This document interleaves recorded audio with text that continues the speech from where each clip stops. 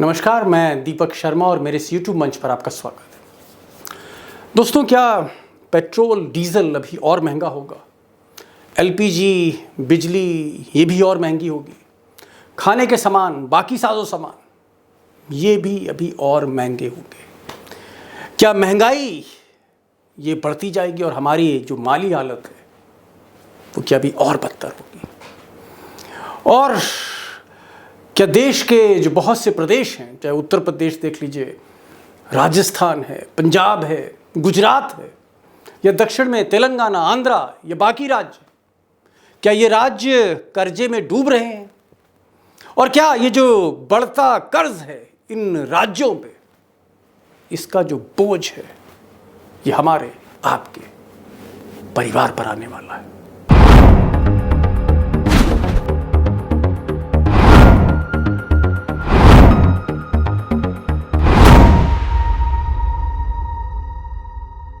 अब दोस्तों, इससे पहले कि मैं आज की खबर पे आऊं, मैं चाहता हूं कि पहले आप ये तस्वीर देख लीजिए।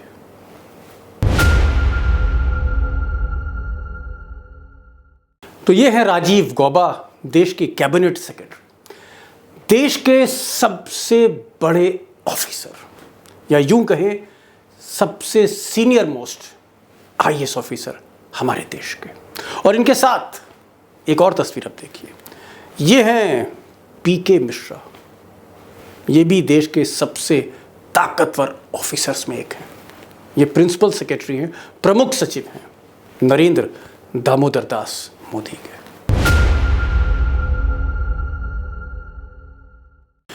अब दोस्तों, देश के कैबिनेट सेक्रेटरी राजीव गौबा और प्रधानमंत्री के प्रिंसिपल सेक्रेटरी पीके मिश्रा, दो ताकतवर ऑफिसर, इन्होंने देश के जो मौजूदा हालात हैं उस पर एक सीक्रेट मीटिंग प्राइम मिनिस्टर के साथ की।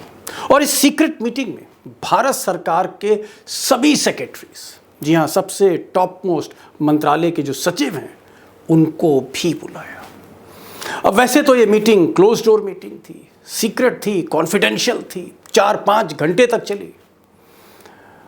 और मोदी जब सामने बैठे हो, मोदी जैसा नेता बैठा हो, लेकिन फिर भी मैं प्रशंसा करूंगा कुछ आईएएस अधिकारियों की, जिन्होंने रीढ़ की हड्डी दिखाई और मोदी जी से कहा कि मोदी जी, इस वक्त जो राज्य सरकारें हैं या पॉलिटिकल पार्टीज़ हैं, जिस तरह से फ्रीबीज यानी मुफ्त की जो योजनाएं उसमें पैसा बहा रहे हैं, ऐसा ना हो जाए मोदी जी कि ये देश कहीं दिवालिया ना हो जाए, श्रीलंका के रास्ते पर ना चला जाए।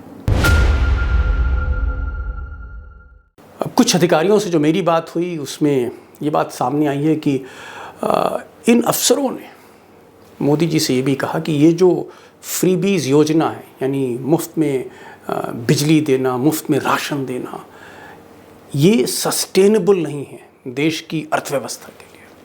कहने का मतलब ये है कि अगर यही हाल रहा तो पूरी अर्थव्यवस्था ध्वस्त हो सकती है।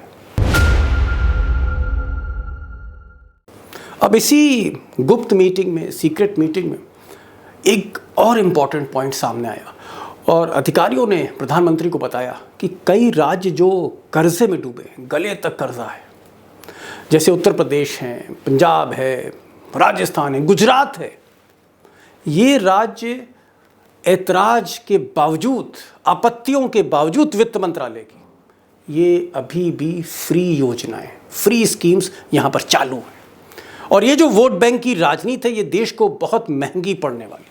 ऐसा ना हो कि देश दिवालिया होने के कगार पर आ जाए और फिर श्रीलंका जैसी स्थिति हो, जहां आज की तारीख में डबल रोटी, आटा, तेल ये भी मुहैया नहीं। अब दोस्तों, यूपी की ही मिसाल ले लीजिए। पहले भी योगी थे, आज भी योगी हैं, पहले भी मोदी थे, आज भी मोदी, यानी डबल इंजन की सरकार पहले थी, अभी भी है। चिदम्बरम साहब जो देश के वित्त मंत्री जाने माने, इनकी बात माने तो उत्तर प्रदेश में 6,90,000 करोड़ का खर्चा है, लेकिन जो ऑफिशियल फिगर है शायद 6 लाख करोड़ के आसपास है।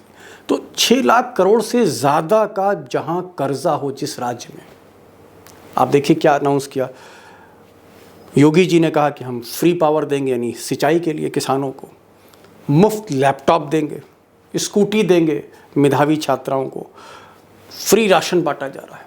और ये सब एक बोझ है। जैसे कि राशन की अगर आप बात लें, 14 करोड़ से ज़्यादा लोगों को जो उत्तर प्रदेश में राशन बांटा गया, जो जीत का एक कारण भी था, उसमें भारत सरकार ने इस राशन योजना में वित्त मंत्रालय की आपत्ति के बाद 53,000 करोड़ रुपया खर्च किया, 53,000 करोड़। और उत्तर प्रदेश में जो आर्थिक बोझ आया वो 300 करोड़ पर मंथ, हर महीने 300 करोड़ रुपए।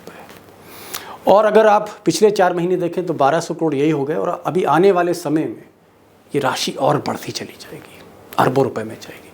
तो ये जो हालात हैं कि एक तरफ कर्जा बढ़ रहा है और दूसरी तरफ फ्री में चीज़ें बांटी जा रही हैं, सिर्फ वोट की खातिर, सत्ता की खातिर।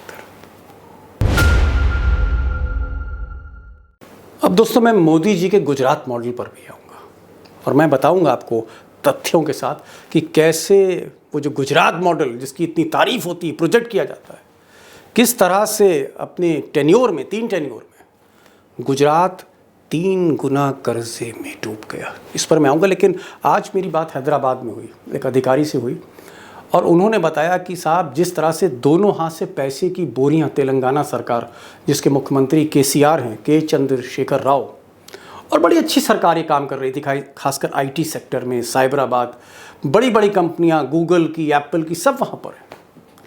लेकिन राजनीति ऐसी है, क्योंकि वहाँ बीजेपी कम बैक करना चाह रही है तेलंगाना में, वहाँ पर कांग्रेस कम बैक करना चाह रही है, तो केसीआर साहब को फिर से सरकार बनानी है। और उन्होंने तमाम एतराज़ के बाद फाइनेंस सेक्रेटरी ने हाथ जोड़ लिए मुख्यमंत्री से कि साहब मत करिए, लुट जाएंगे, भट्टा बैठ जाएगा, तिजोरी खाली हो जाएगी। लेकिन उनका नहीं, हमें तो दलित बंधु स्कीम लागू करनी, 20,000 करोड़ की दलित बंधु स्कीम है। एक और स्कीम है मानावुरु मानो बड़ा, मानावुरु माना बड़ा, ये इसका मतलब है अपना स्कूल अपना गांव। इसमें 3,000 करोड़ रुपए फ्री दे दिए। इसी तरह से हाउसिंग लोन है, हाउसिंग लोन के लिए हर गरीब आदमी को 5 लाख रुपए सरकार फ्री में दे रही है, फ्री लोन मिल रहा है, केसीआर साहब दे रहे हैं। इसी तरह से पेंशन है, जो पहले 65 साल के लोगों को मिलती थी, उन्होंने कहा नहीं साहब, 57 साल से पेंशन दीजिए, भट्टा बैठ गया उसमें भी। तो ये जो अरबों रुपए खर्च हो रहे हैं, हालत ये हो गई सरकार की, तकरीबन 3.25 लाख करोड़ से ज़्यादा कर्जे में तेलंगाना डूब गया। जी हाँ, जो एक मॉडल स्टेट था इकोनॉमिक ग्रोथ का, डेट कर्जा जो है 3.29 लाख करोड़ है कर्जा। अब साहब, दास्ताने शेरे पंजाब भी सुन लीजिए। भगवंत मान पीली पगड़ी पहन के जब शपथ उन्होंने ली, कई अनाउंसमेंट्स किए कि साहब हम 25,000 नौकरियां देंगे आपको, हम बिजली फ्री देंगे, दुनिया भर की बातें कर ली। लेकिन जैसे ही फाइनेंस सेक्रेटरी के साथ बैठक हुई, जब उनको पता लगा तो पंजाब की तो तिजोरी ही खाली है, 2,82,000, 2.82 लाख, तकरीबन 3 लाख करोड़ का कर्जा पंजाब में। और वो भगवंत मान मोदी जी के पास पहुँचे और उन्होंने कहा कि भाई पंजाब के लिए कुछ तो पैसा दीजिए, कुछ तो हमें पैकेज दीजिए। अब मोदी जी दे कहाँ से, सारी जेबें खाली हैं। अब दोस्तों, मैं तो आपको आंध्र प्रदेश भी ले चलना चाहता था, पश्चिम बंगाल भी, राजस्थान भी, लेकिन कहाँ कहाँ जाएं, इतने राज्य हैं और जहाँ जा रहे हैं वहीं तिजोरी खाली है, हालत बदतर है।